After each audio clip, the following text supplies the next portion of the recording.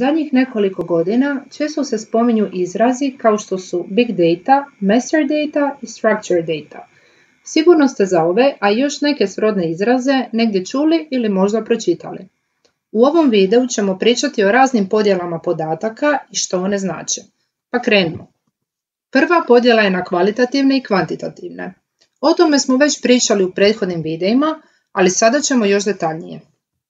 Kvalitativni podaci opisuju kvalitete ili karakteristike. Prikupljaju se pomoću upitnika, intervjua ili promatranja i često se pojavljuju u narativnom obliku.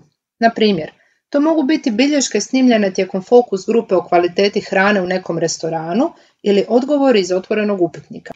Kvalitativne podatke može biti teško precizno izmjeriti i analizirati. Podaci mogu biti u obliku opisnih riječi koje se mogu ispitati za uzorke ili značenje, ponekad korištenjem kodiranja.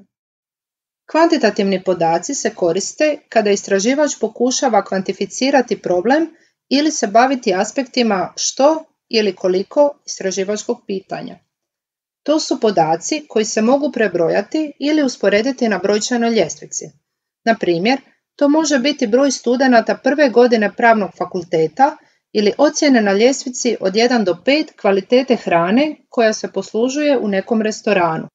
Ti se podaci obično prikupljaju pomoću instrumenata, kao što je upitnik koji uključuje ljestvicu ocjena ili termometar za prikupljanje vremenskih podataka. Sljedeća podjela je na strukturirane, polustrukturirane i nestrukturirane podatke. Najbolje bi bilo usporedno ih objasniti.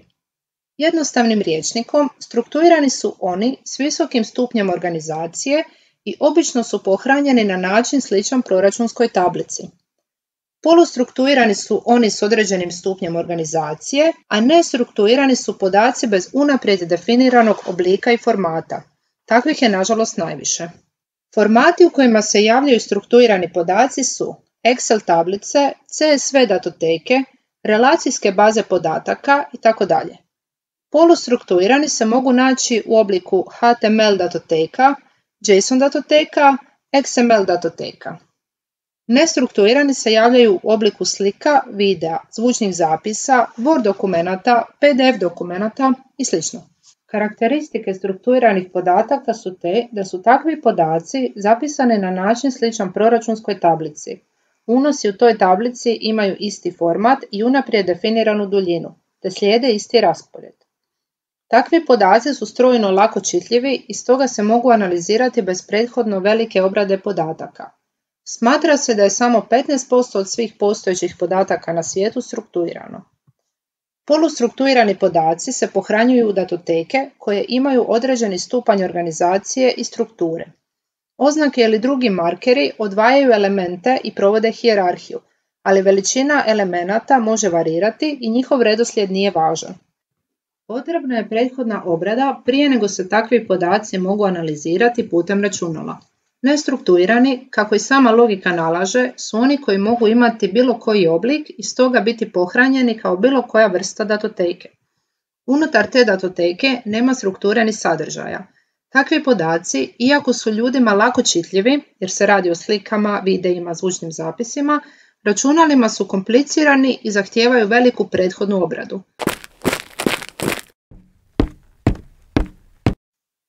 Sljedeća podjela je na podatke u mirovanju, u prijenosu i u upotrebi.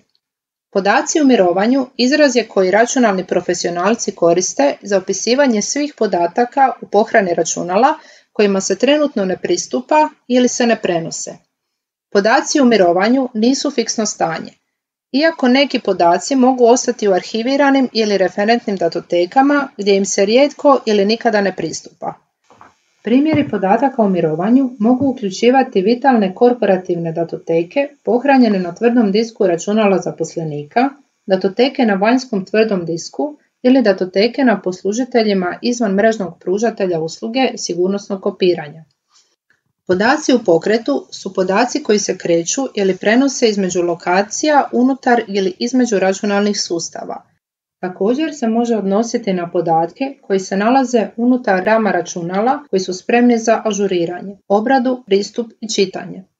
Podaci koji se kreću između pohrane u oblaku i lokalne točke pohrane datoteka ili premještanja s jedne mreže na drugu također se smatraju u pokretu. Podaci u pokretu mogu se kretati unutar računalnog sustava preko bežične veze ili duž žičane veze. Osim toga, datoteke povučene iz jedne mape u drugu unutar protokola za prijenos podataka ili e-poruke smatraju se podacima u pokretu. Podaci u upotrebi su podaci koji se trenutno ažuriraju, obrađuju, pristupaju i čitaju od strane sustava. Budući da su podaci u upotrebi izravno dostupni jednom ili više korisnika, to je stanje u kojem su podaci najosjetljiviji na napade i kada je šifriranje najbitnije. Uz enkripciju, neki važni načini zaštite podataka u upotrebi uključuju provjeru autentičnosti korisnika u svim fazama, snažno upravljanje identitetom i dobro održavana dopuštenja za profile unutar organizacije.